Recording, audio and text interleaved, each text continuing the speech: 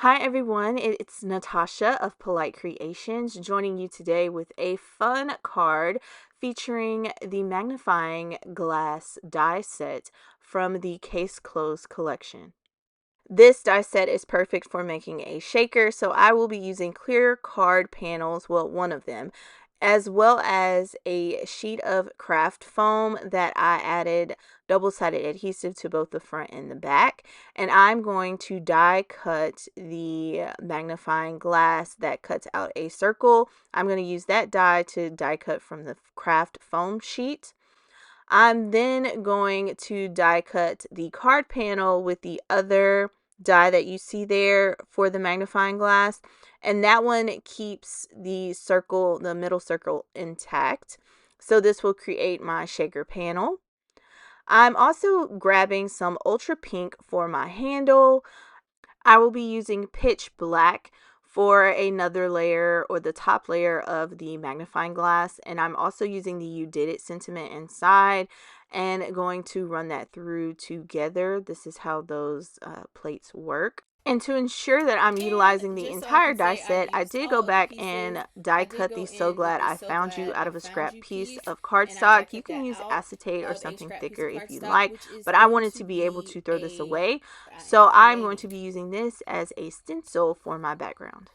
Laying down a piece of deluxe smooth cardstock, I grab my orange shimmer tone on tone metallic spray as well as the fuchsia gold two-tone metallic spray, and I'm just spraying those around my panel. I have been loving this color combination so much, so I wanted to utilize more than just inks for my background.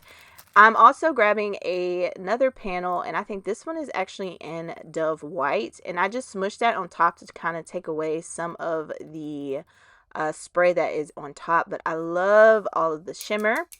And to break some of that up, I grab the acrylic white spray and I splatter that, or the opaque white, I'm sorry, acrylic spray, and I splatter that across the panel.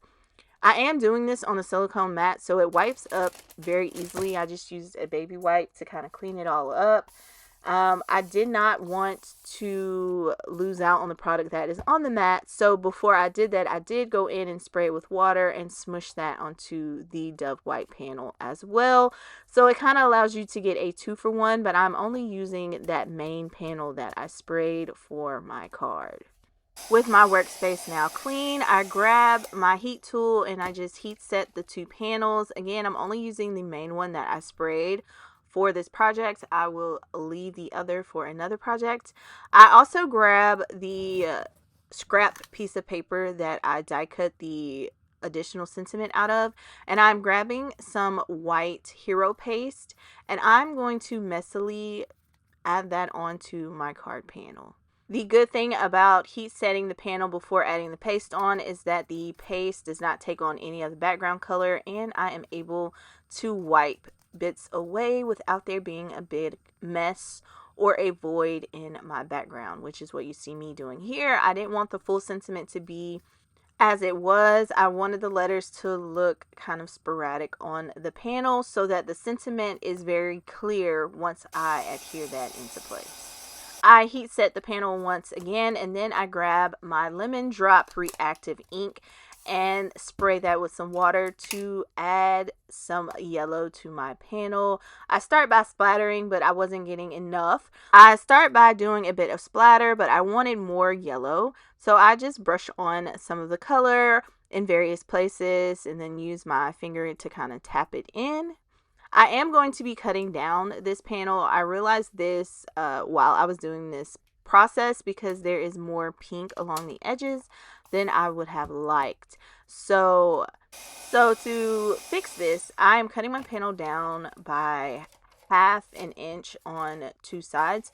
So my panel will be 5 by 3 3/4 inches once I have cut it down. Now I take the time to assemble my magnifying glass. So I grab my black top layer and then the foam layer as well as my acetate layer, if you can kind of see it there. and I just put those into place. So I have my foam on the bottom, my acetate next, and then the black layer on top of that. And I adhere the black layer using some liquid adhesive. When die cutting foam, it will stretch a bit, so you may have to kind of work the foam layer into place to make sure everything is lying flat, which is what I had to do here. So just keep that in mind. With the black layer in place, I then add on my ultra pink handle, and that is my little magnifying glass. If you did not arrange everything perfectly, just take the time once the glue has set to go around and trim away any of the acetate or foam that may peek around one of the edges. In hindsight, I should have used black foam, but I did not have any on hand. You can also die cut the black layer numerous times and glue them all together, maybe 6 or 7 times additionally, and you will have a thick magnifying glass die cut that you can replace the foam with if you don't have foam on hand. Moving right along, I did grab a piece of papaya cardstock and I cut an A2 panel. This will be my base panel for the background. I also added some double-sided adhesive as well as a sheet of foam to my mixed media background here, just so that it will keep the layer flat. I'm adhering that into place using some wet glue.